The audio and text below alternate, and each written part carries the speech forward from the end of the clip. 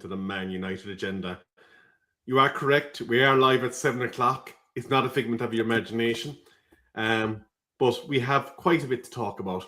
In a week, in summary, where Manchester United had been in the headlines for the wrong reasons due to a certain owner and his comments publicly, where the Glazers had been concerned about their income and the effect that he would have.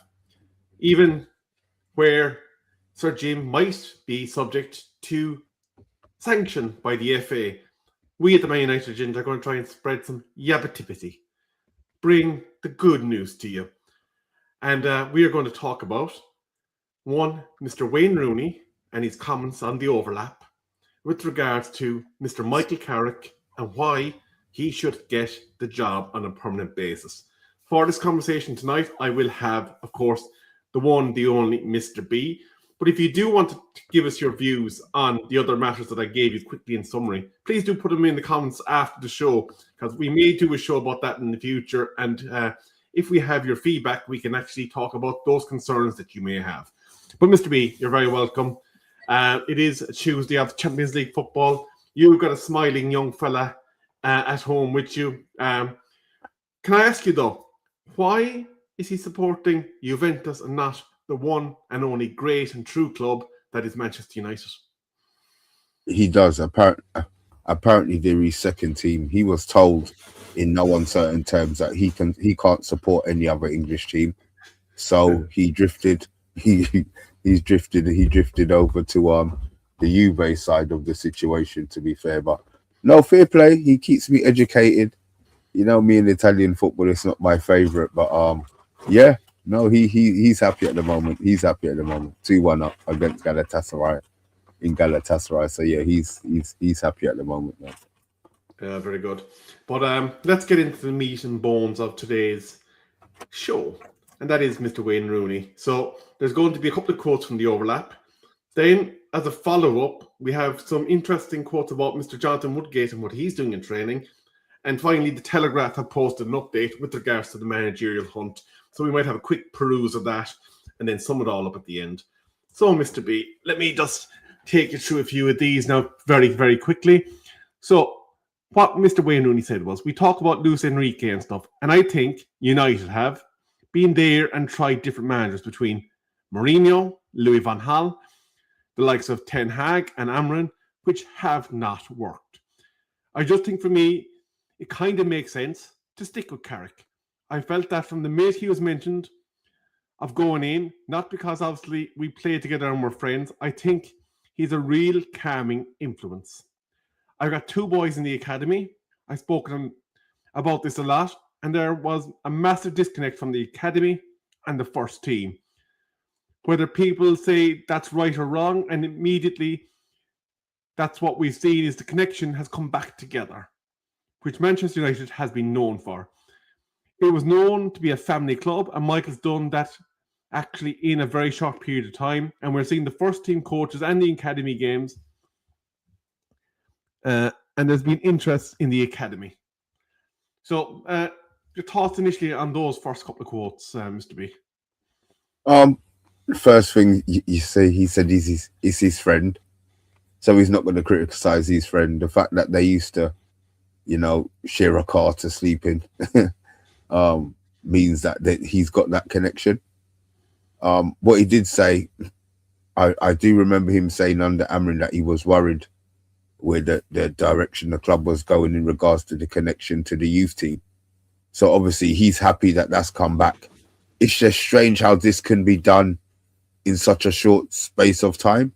I mean, did he not respect the youth setup? Because obviously, they're talking about Carrick going to watch the maybe saying youth games. I'm going to assume it's the under 18s and under 21s. Wasn't Amrin doing that before? I would have just assumed that that's what he would have been doing to try and find, players to fit into gaps. So it's strange that part of it has come out. But look, he talks about it being a calming influence. Anything was calmer than what it was, Rebel. Let's be honest.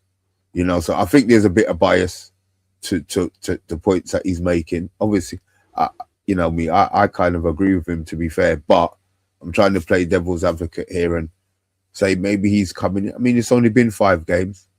You know, I understand we've all been giddy, and maybe this pause has made me, you know, sort of come down a little bit, or maybe it was the last result that we got. But it was going to be interesting once this honeymoon period is over, however long it lasts. You know, I still think it's not about, because I still think it's actually down to coaching, but we'll see further down the line, I suppose. Absolutely, Mr. B. Yeah, we have to take game by game and see how we're looking at the end of the season. I think it's 12 more games to go, so that'll give us a good picture of where we're at. And just a quick hello to Vincent Bullock, who's reminded us that it is, of course, Pancake Tuesday. So for those of you that are tucking into your pancakes, bacon, or your Lebanon sugar, or whatever way you take your pancakes, enjoy them. And be sure to stay with us here on the Man United Agenda. Please do like, share, subscribe. So comments number part 2. I was there with Michael, our boys in the same academy team, and we used to sit in the car and have a sleep in the car park, the two of us. You have 2 players that are very experienced, that know the football club. Just even someone to come out and say, can we have 10 minutes with you just to have a word, just to see what you feel about the football club? And I really believe people might agree, might disagree, greater. Having someone in there that knows the club, cares about the club, it makes a big difference. So he's basically saying that himself and Michael used to be basically sitting out the under-8s, the under-12s, whatever ages their boys are at this stage. And the connection with the club and, I suppose, the ethos in the club, does that have a lot to do with the way things manifest out on the football pitch? Because we sometimes kind of look at footballers as these rich multi-millionaires earning hundreds of thousands of pounds per week. But do we need to really start paring it back, as Wayne suggested, and actually have the connection and look at it as a football family rather than just being numbers on the balance sheet? Yeah, but then that comes down to how the manager or the coach, in our case, wants to come across. I mean, it's chalk and cheese how the last manager and obviously just the interim now at the moment are going around their business. Maybe he saw everything that was wrong in the last regime and said he's going to do something completely opposite. Maybe this is his style. You know, we talk about, you know, we wanted somebody who maybe worked under Fergie to have that discipline, but surely this is instilled from the manager. Look, the fact that he's been there already, he's got that level of respect anyway. So I think he's got a little jump start in regards to players and what he did. So they're always going to have that respect for him. But I mean, look, after, you know, they'll see him for what he is. If he's no good, I mean, Ollie, you know, we realised after a very short period of time that maybe he wasn't as great as he was. I just feel that, as again, I keep saying that this is a different situation here, Rebel. Very true. And I suppose Wayne Rooney does have a bias and a vested interest in the club, so we do have to bear that in mind.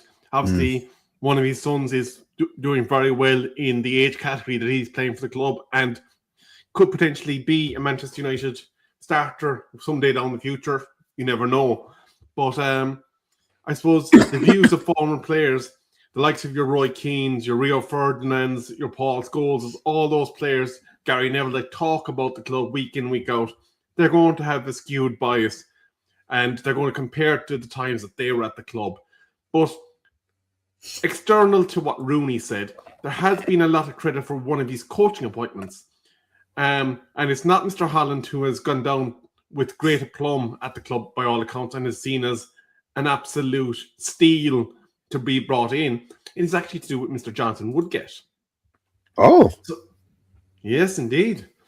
So Woodgate has impressed members of United's backline with his work ethic and personalised coaching. The former England international takes Harry Maguire and Lisandro Martinez aside to work on their aerial duel-winning abilities, including at set pieces.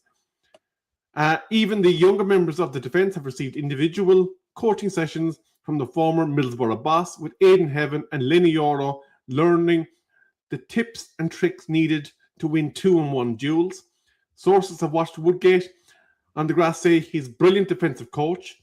At United, Woodgate takes centre-backs Harry Maguire and Lisandro Martinez aside during pre-match warm-ups to drill them on their heading.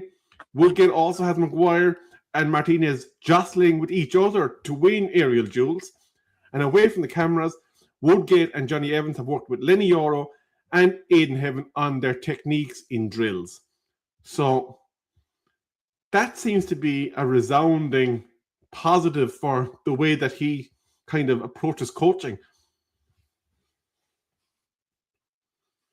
Yeah, it does. I'm all for defenders teaching defenders how to defend.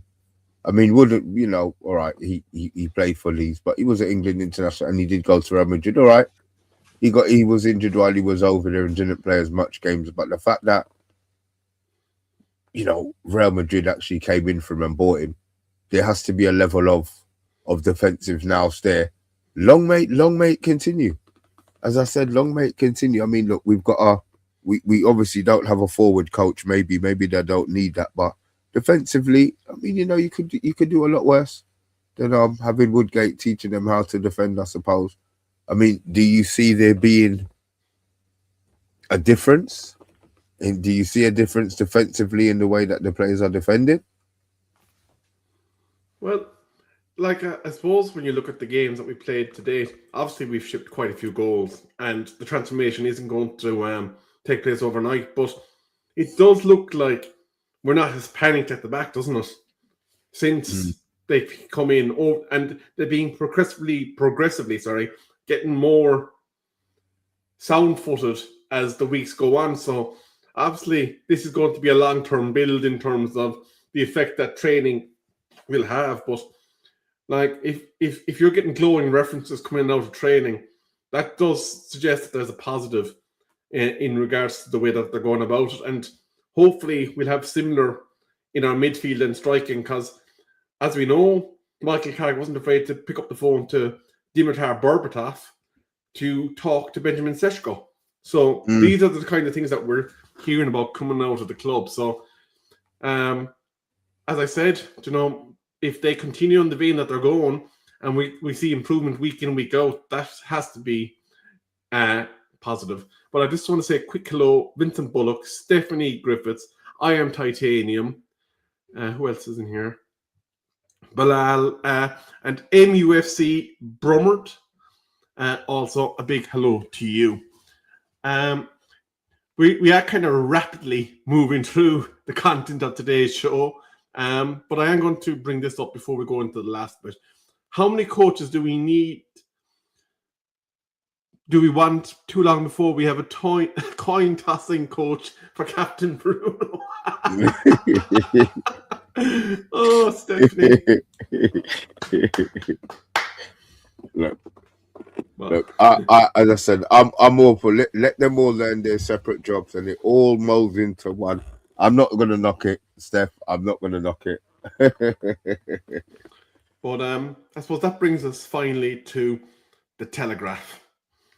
And I'm just going to knock off the chat there for a second. Where's that button? Because there's quite a bit in this.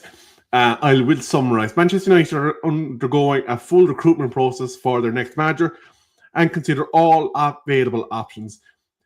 This is despite Michael Carrick's stunning start in the job, putting him in the frame for the role. It is understood that United want to take their time on their next appointment and get it right.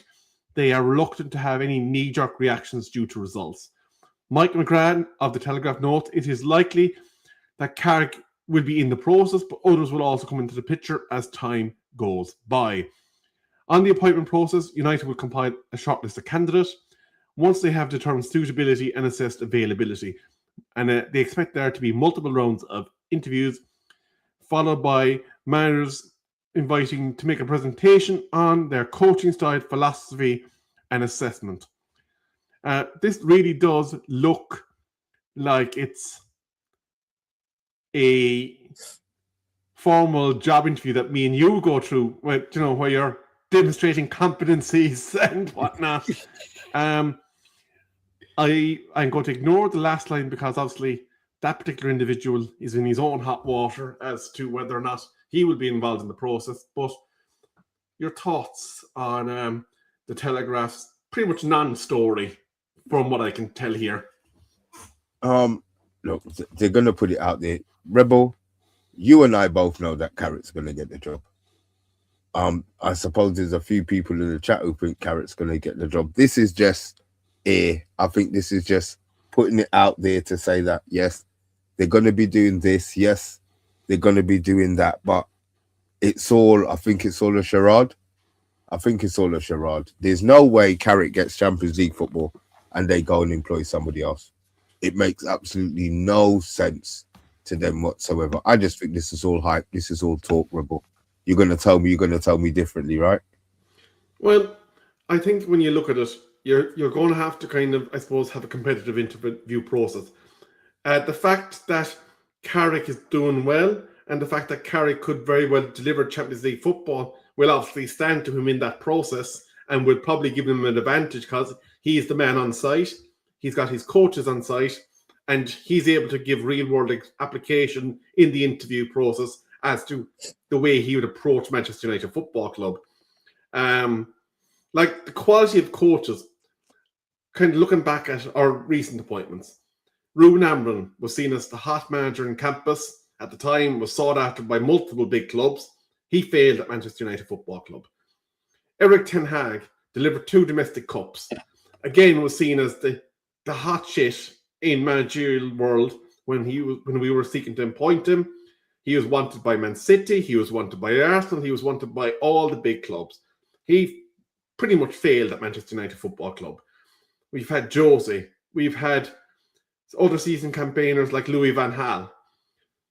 We've had the domestic hotshot, aka David Moyes, replacing Fergie directly all those years ago. We've done every single type of managerial appointment you can imagine. Now, obviously, everyone's going to compare Michael Carrick to Ole Gunnar Solskjaer. The bounce, the goodwill factor, just a lifting of weight. It remains to be seen if there's going to be similarities to that, but the reports we're seeing with regards to training, we did not have those reports, if I recall correctly, when Ole was the interim manager. We weren't hearing about all these great training drills, how he was impressing the squad. Maybe there was certain areas reporting that, but I think we've had the fancy up-and-coming foreign manager. They failed at United. We've had the elder, experienced head at United, the serial trophy winners. They didn't last long term. Jose, you could argue, was due to mismanagement upstairs.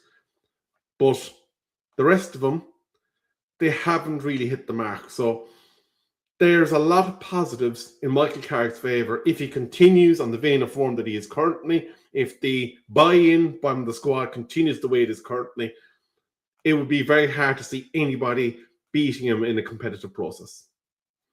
Agreed. As I said, it just comes down to show. It just comes down to show, Rebel.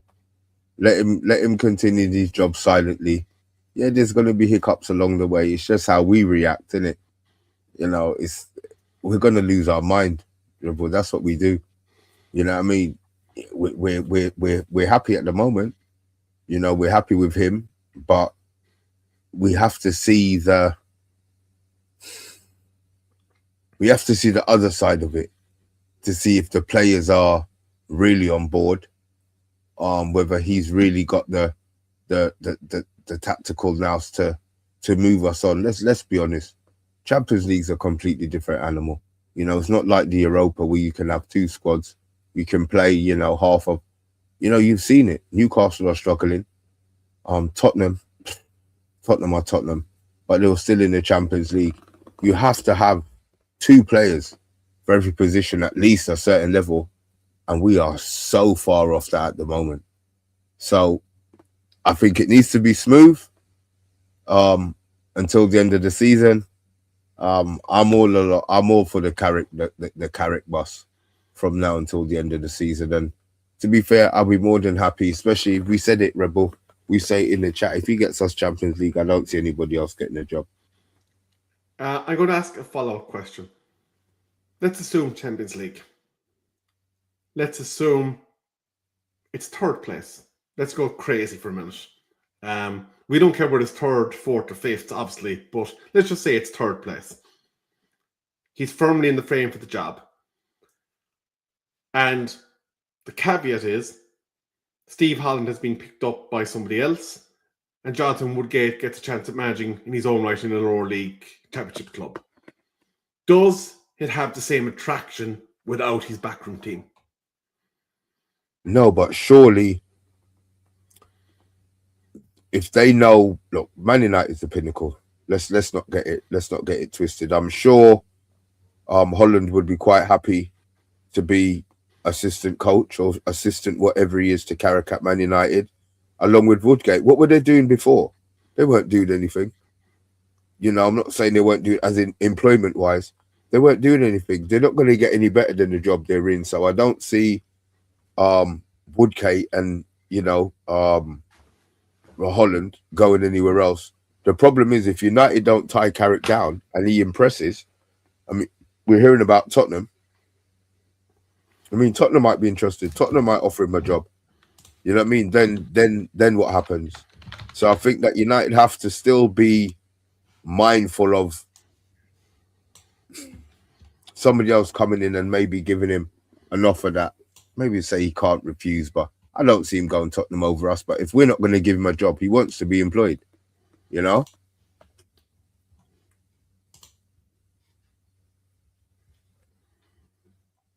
Fuck off.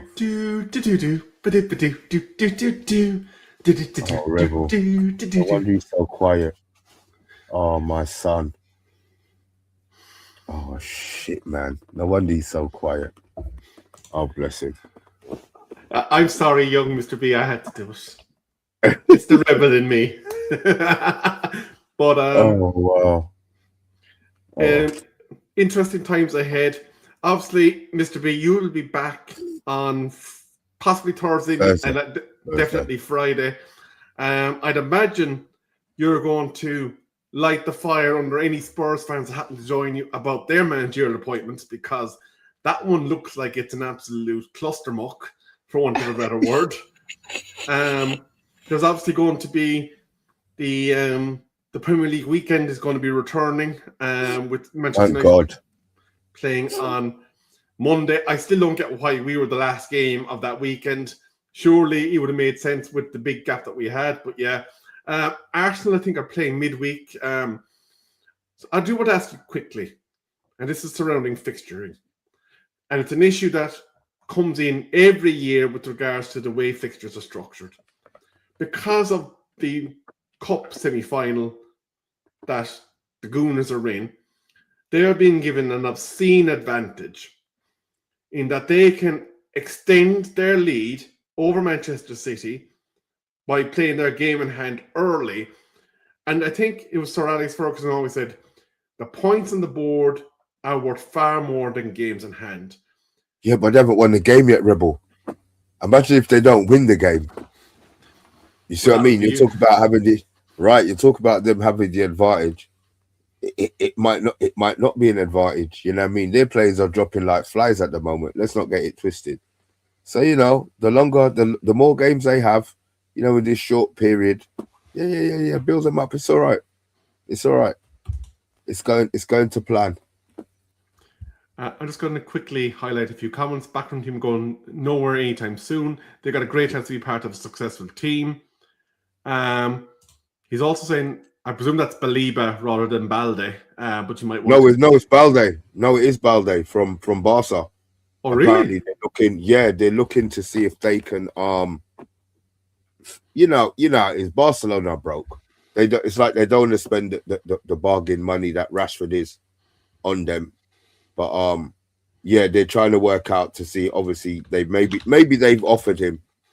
I'm not sure if we've looked at him, but yeah, that seems to be part of the thing at the moment. Oh, left back. We could do it one of them if he's any good. There you go. There you go.